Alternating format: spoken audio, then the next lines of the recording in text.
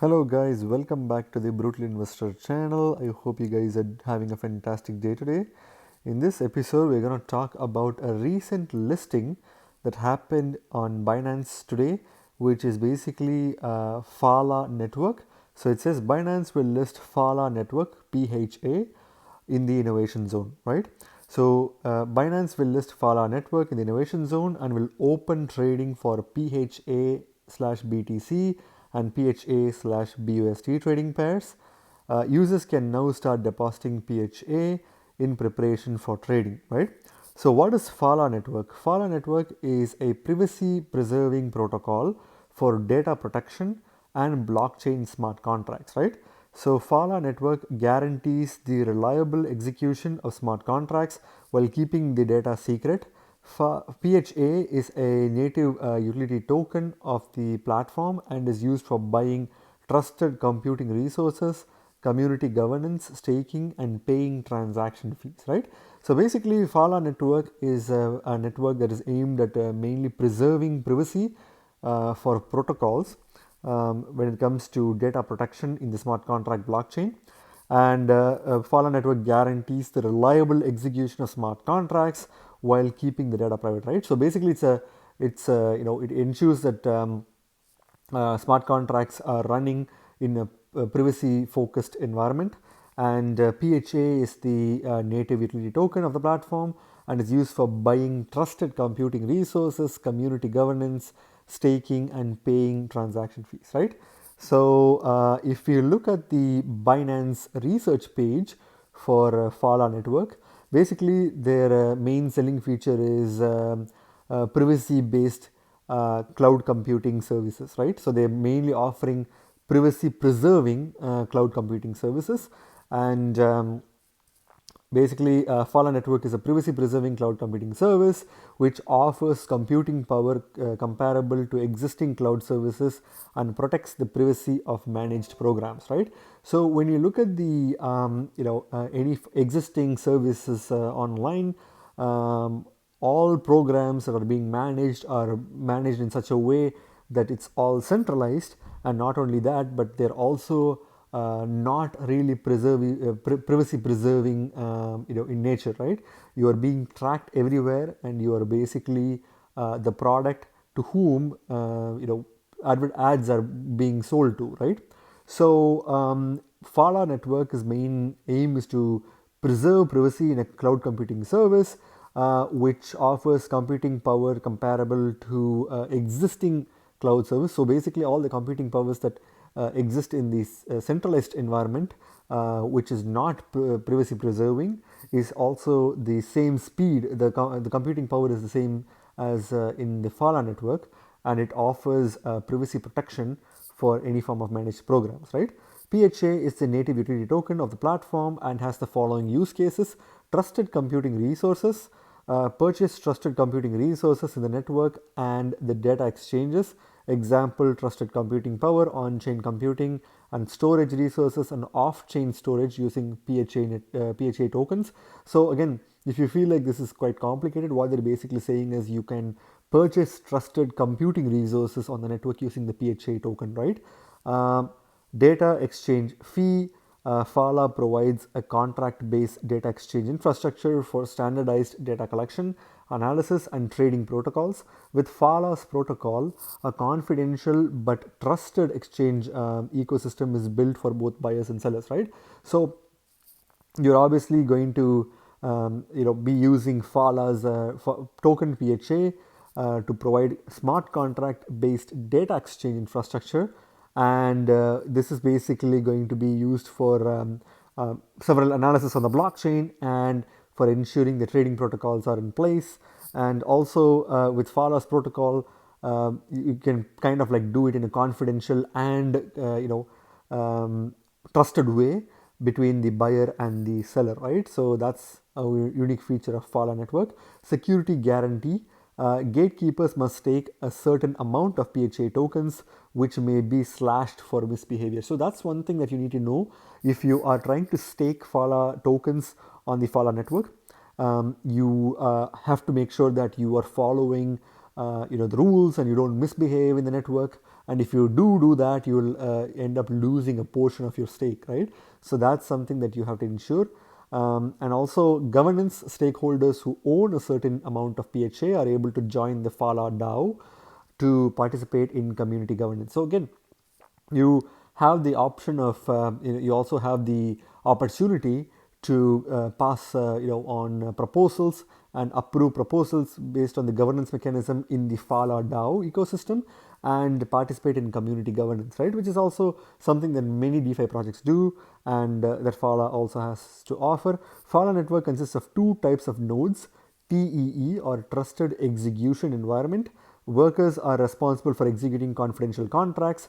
The TEEs and tamper-proof processors are connected in a permissionless way. Most retail personal computers are capable of connecting to Fala and running a TEE node.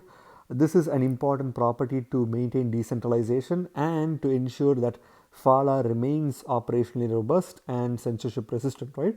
So if you don't know what I'm kind of talking about, basically you need to understand that there are two types of nodes, and TE is one of the nodes that you're able to execute in a confidential manner, right? And again, if you see the TEEs and tamper-proof processes are connected in a permissionless way, so obviously they're decentralized and they don't require any permission. Most retail personal computers are capable of connecting to the Fala and running a TEE node. So any personal computer that you have at home, it doesn't have to have a specific requirement, such as it should have graphic cards and a high with a high speed core processor and all that stuff. You can use a regular laptop or a home computer to run a TEE node, right? And this is important to maintain the decentralization and to ensure that Fala remains operationally robust and censorship resistant. So again, you're basically mining, or you're securing the node, which is a TEE node, by running it on your laptop. And as many people do it on their homes with their laptops or personal computers, their network becomes decentralized, and that's essential for the network to continue to remain decentralized, right? So gatekeepers are the second type of node. So the first type of node is TEE, whereas the second type of node is the gatekeeper nodes. Gatekeepers run nodes that maintain the Fala blockchain. They must always be online to manage the keys for miners, as a key manager is required to run the confidential contracts. Gatekeepers verify the workers' hardware and software are unmodified and secure, handle rotation of workers and replication factoring, and manage the state by recording inputs and outputs to maintain the order without revealing the contents, right? So basically, again, if you don't really understand what that even means, you all need to understand that there are two types of nodes, and both the nodes perform very unique function in order to ensure that the network is decentralized. And if you want to go through this in detail, you can go to Binance research page, but I don't want to cover too many information in detail, because it is quite complicated, and there is a chance that many people may still not even understand it after that, right? But if you are into this project and you want to hold these tokens for long term, it is better to do as much research as you can. And Binance research page offers like a shortened summary of that, which you can find on the website.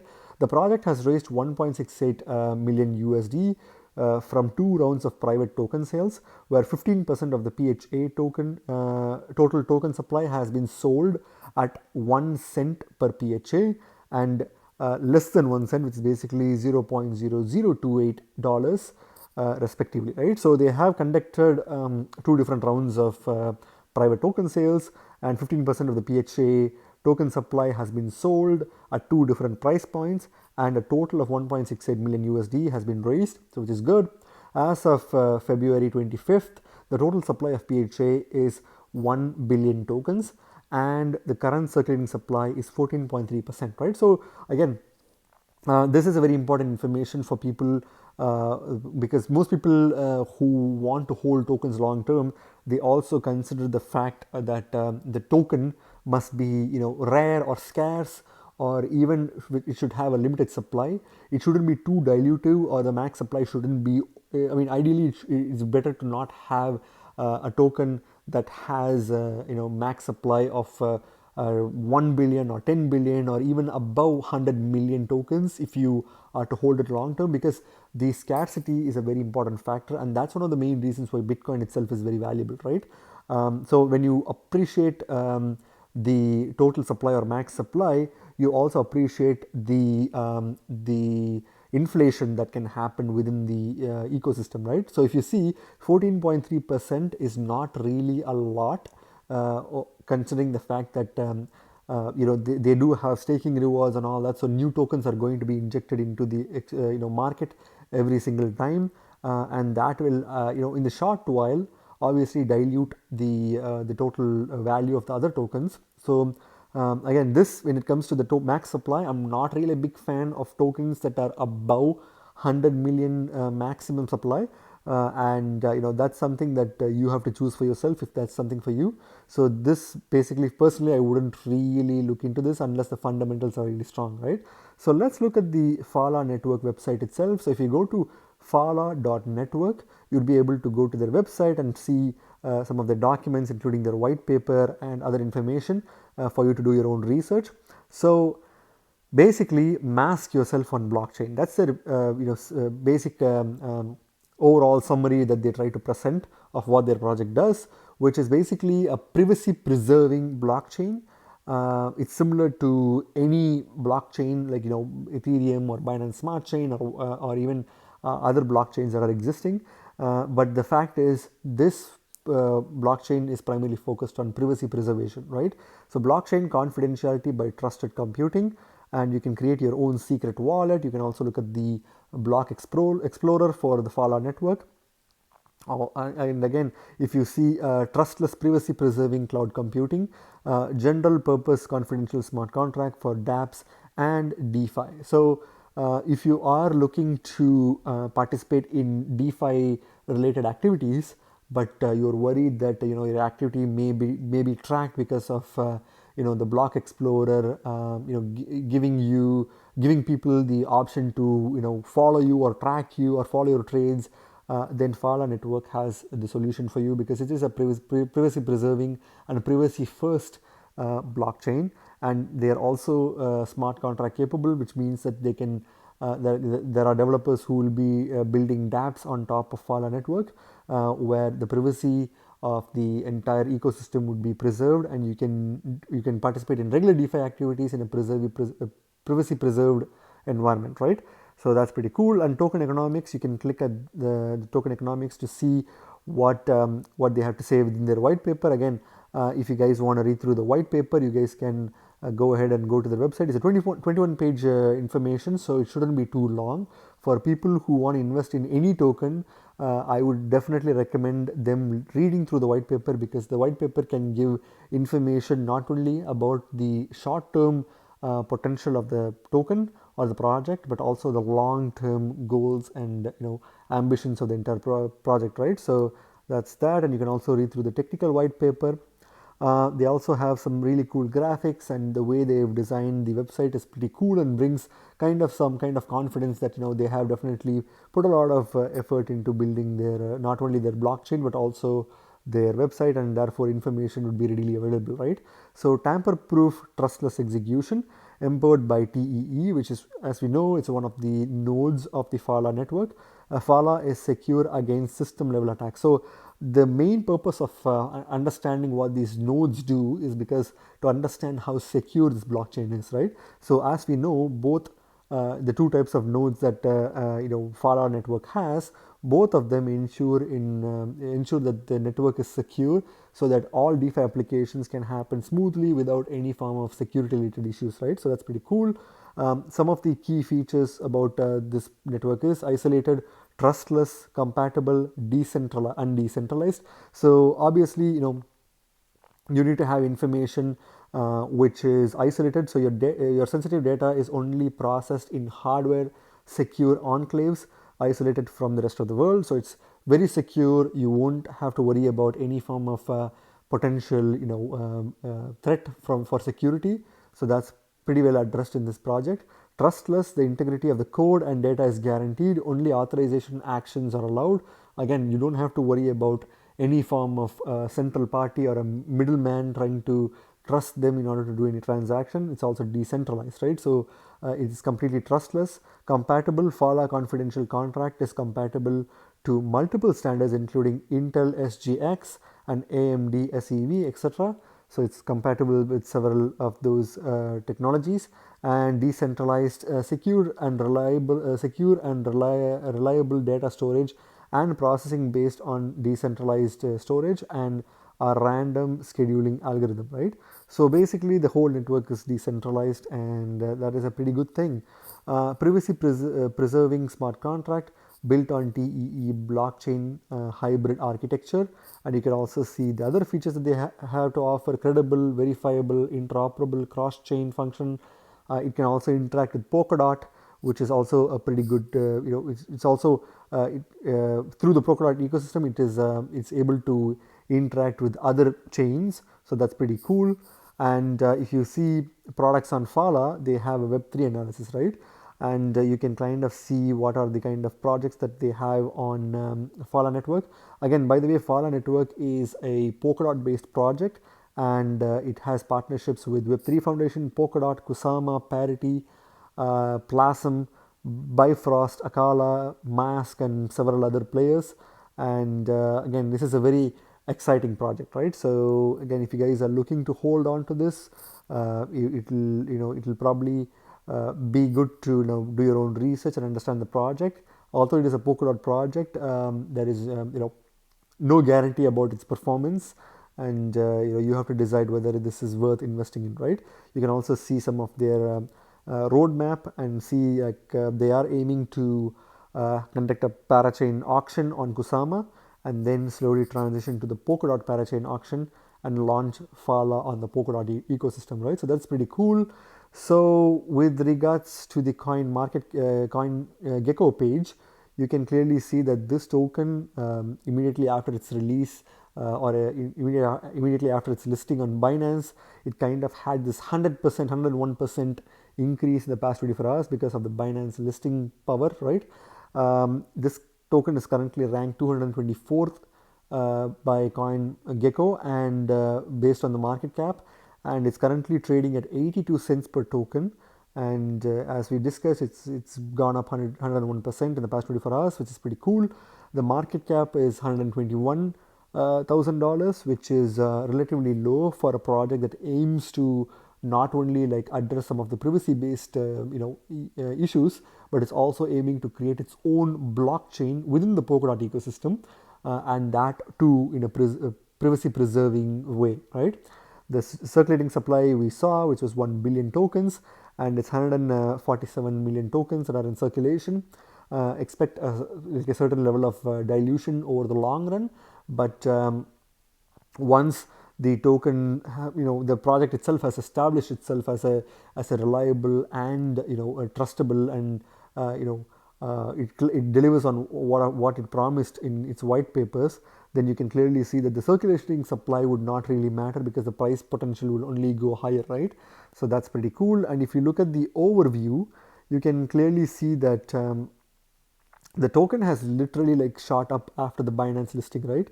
It was pretty much, you can clearly see the data of the price for USD Tether or USD from September 2020, and you can clearly see that the price hasn't been doing anything since September 2020, and it kind of had this initial spike early this year, and it went from 9 cents all the way till 36 cents, and it has continued to move sideways, and early like mid-February you can clearly see that this token had spiked, and now after the Binance listing it kind of like went literally vertical, right?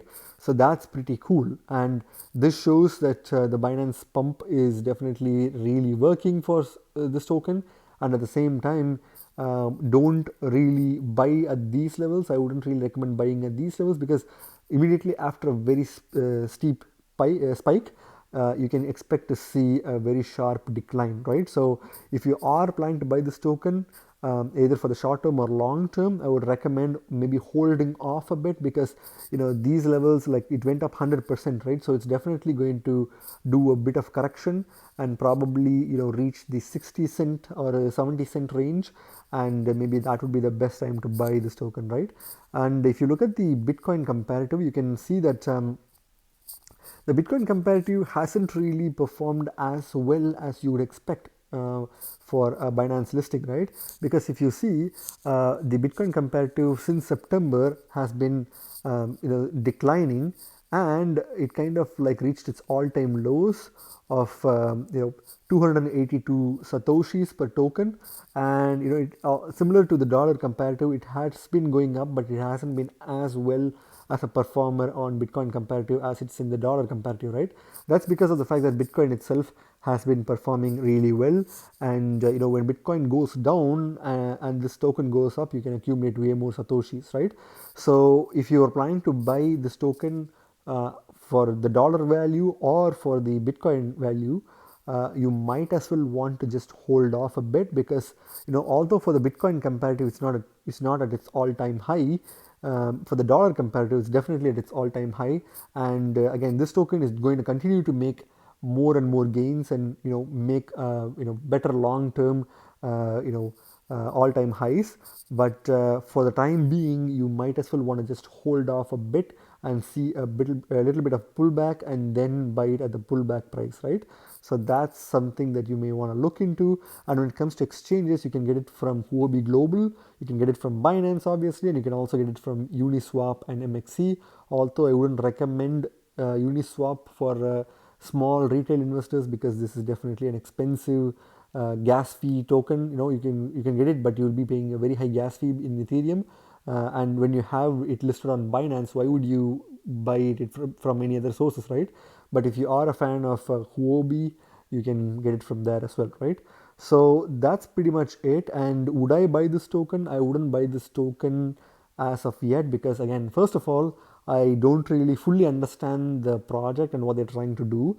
I know that they're aiming to be this privacy preserving blockchain. I need to probably read through their docs like numerous times in order to get a better picture of what they're mainly aiming to do. I know that it's a Polkadot based project, so a lot of Polkadot fans may wanna hold this token for the long run. But for the short term, I believe that the inflationary addition of new tokens into the market will definitely have some form of a direct price impact, which will kind of make this token move sideways. And you can clearly see that if without any external push, the Binance push definitely helped it reach higher. But I believe that this peak was purely because of the fact that it was speculation, right? And before that, you can clearly see that the price has been moving sideways. And I believe that this token will kind of move sideways for the foreseeable time frame, until it gets a Kusama and a Polkadot based listing, right? Polkadot based participation, right? Unless we see the Polkadot ecosystem functioning fully, I think this token will continue to kind of crab on the side, maybe have a little bit of spikes up and down, but I don't think it will perform. Its actual performance will not be shown until the full Polkadot ecosystem goes live, right? But if you do want to participate in this in the Polkadot ecosystem and make some really good gains, then these kind of tokens are the ones that will definitely make you get good gains. But at the same time, you need to understand that there are multiple other opportunities that will give you short term to even a little bit of a long term gains. But this token, you need to wait till you get a decent pullback. Take the time to do your research and understand this project and see if this project is the right project for you, right? To me, I don't think this project is at the moment. Maybe after doing some additional research, I may change my mind. But for now, I will kind of hold off on it, because I have other tokens that I have in my list that I want to buy. But for you guys have to do your own research, because this is not financial advice and I'm not a financial advisor. Please do your own research before you put any of your money on this token. But I would say this token does have high long-term potential. But for the short while, I would probably wait, because I do believe that this token can potentially be reaching 40 cents per token, which is probably where it will be for the most of its lifespan, right? And unless there's something big that really happens, I don't see this price spiking or to incredible all-time highs, right? Even after it's listed on Binance. So yeah, that's my thought. Again, if you guys like this token, do your own research, right? Remember guys, you guys are not regular investors, you guys are brutal investors, so stay brutal. Thank you very much for watching my video guys. If you like my video, please click the like button and subscribe for more videos. See you in my next video. Bye.